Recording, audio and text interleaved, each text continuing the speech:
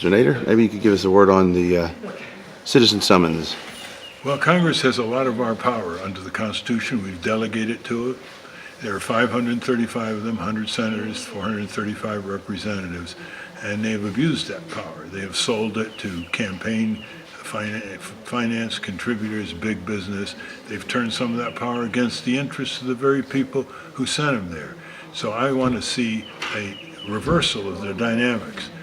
And instead of the members of Congress having these choreographed town meetings once in a while, I want to see the people have their own town meetings and summon the senators and representatives to their town meetings with the people's own agenda so as to instruct their senators and representatives what they want them to do when they go back to Congress. The tool is called the citizen summons. It's a formal summons, whereas the Congress has been derelict in this, whereas the Congress has opposed the public interest in that, etc. Now, herefore, the undersigned citizens of your state or your district summon you to a town meeting of our making to discuss the kind of changes we want for our country, and we will give you information ahead of time so you can do your homework, Senator or Representative, and when you come, prepare to stay for 2 or 3 hours and receive your instructions on your return to Congress.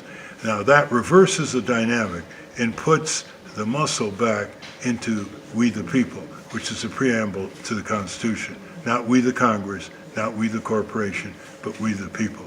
And so it starts with a few dozen people back in the congressional districts, then it becomes several hundred, it could become several thousand. Believe me, they will come to your town meeting if you get up to 1,000 signatures, people who identify themselves in terms of their occupation, and even better, if they identify themselves as either Republicans, Democrats, Green, or Independents.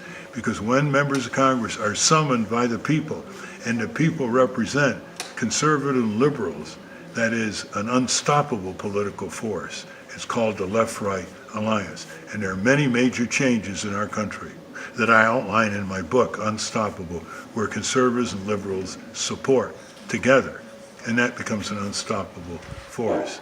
So look up the citizen summons and get it underway. It's a lot of fun. You'll meet a lot of good people in your district. And win or lose, you will send a message to Congress. Stop fooling around with the hopes of the American people and their desire to make a better country for themselves, their children, and their grandchildren.